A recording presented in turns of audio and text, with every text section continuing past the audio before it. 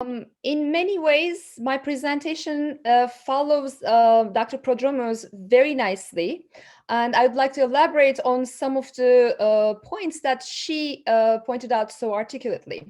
We normally think of heritage, historic monuments, as things of the past, but let me start by reminding that religious heritage sites are critical for the future, and they are important for the sustainability and survival of faith communities.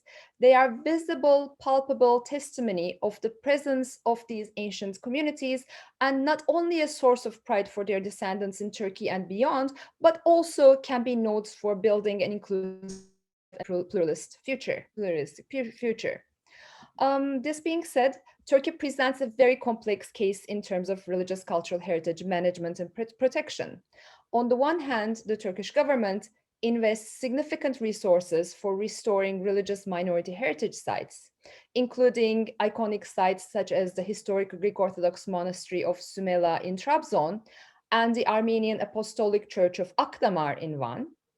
On the other hand, the Turkish government's increasingly exclusivist and discriminatory religious cultural heritage policies, such as the conversion of Hagia Sophia last year and the expected conversion of Kora into mosques, reinforced hierarchies among citizens of different faiths, abolishing even the semblance of equal citizenship by relegating religious minorities as inferior subjects. Let me start by comparing two projects from the last decade involving the restoration of two iconic Armenian churches in Turkey, which offer crucial insights as to the benefits and pitfalls of such initiatives.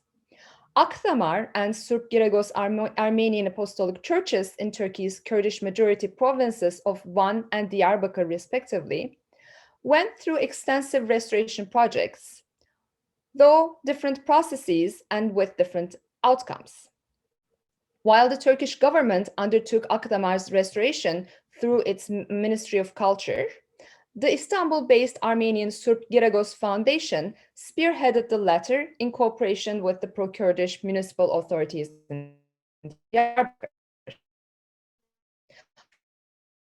Following restoration projects, Akdamar became a museum under state jurisdiction, open for worship only one day a year, whereas Surp Giragos was consecrated as a church, which was a decision of the Armenian community itself.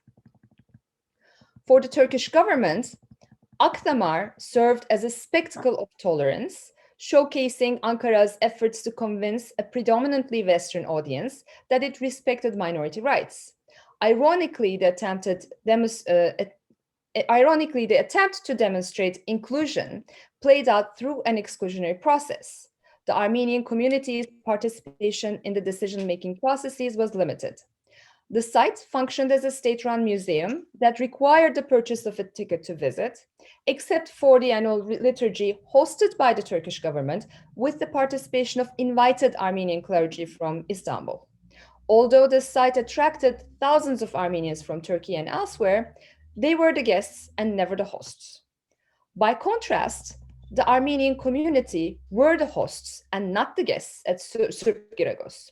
Supported by the pro-Kurdish local authorities of the Sur municipality in Diyarbakir, Sur municipality and Diyarbakir Metropolitan Municipality, the Armenian foundation that owned the site was the main decision maker.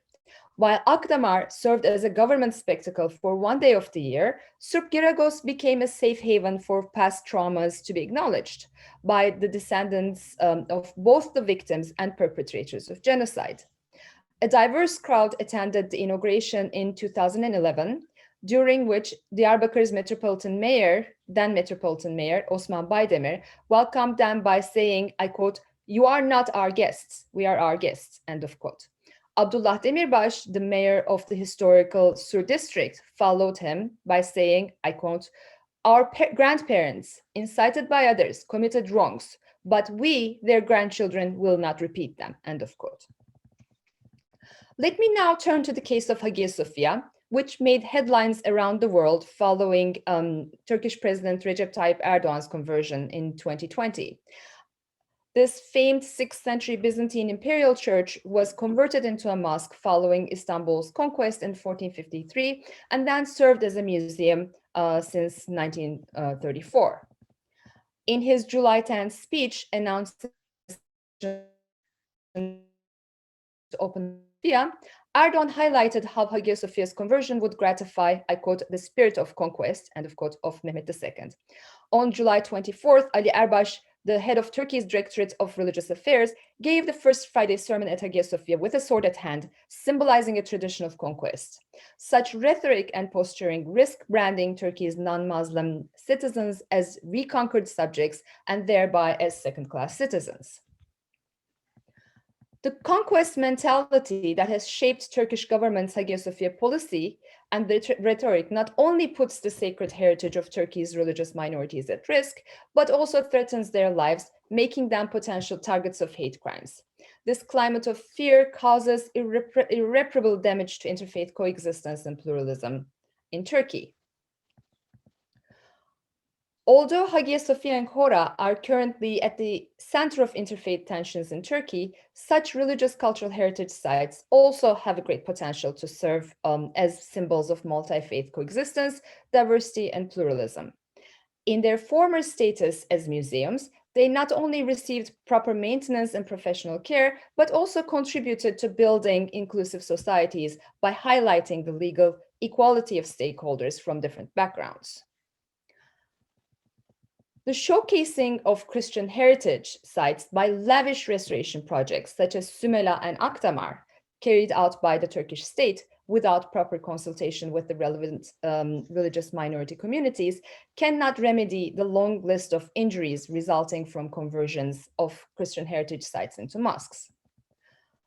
Turkish President Erdogan, for example, chose to reopen Sümele Monastery, a Greek Orthodox rock art monastic complex located in Trabzon, on July 28, 2020, only days after the first Islamic prayers in Hagia Sophia. The reopening of Sümele Monastery aimed at deflecting criticism Turkey received all around the world after the conversion of Hagia Sophia. Erdogan's invitation of the Greek Orthodox community to hold liturgy at Sümele Monastery on August 15th was not only patronizing, but also reckless during the height of the COVID-19 pandemic. A justification the ecumenical patriarch noted for his inability to partake in the ceremonies. The Turkish government needs to realize that showcasing of religious minorities in state-orchestrated spectacles of tolerance and inclusion not only fails to remedy the long list of injuries to freedom of religion or belief in the country, but also puts further political pressure on them. Now, these cases show that Turkey has a problematic track record in dealing with religious cultural heritage, even when the government attempts to stage spectacles of tolerance and inclusion. Ankara's policies end up reinforcing sectarian hierarchies and institutionalizing discrimination. This being the case, however, as with the example of Sırp Giragos, heritage sites have the potential to serve as sanctuaries outside the narrow confines of everyday politics, where reconciliation and amends making can take place, fostering an inclusive and pluralistic ethos. Supporting cultural heritage projects that involve the preservation and restoration of minority heritage sites provides an opportunity to engage with multiple stakeholders, ranging from communities at risk and other locals to municipal authorities and state functionaries in Ankara, and is equally important as criticizing that don't. Thank you. Thank you very much.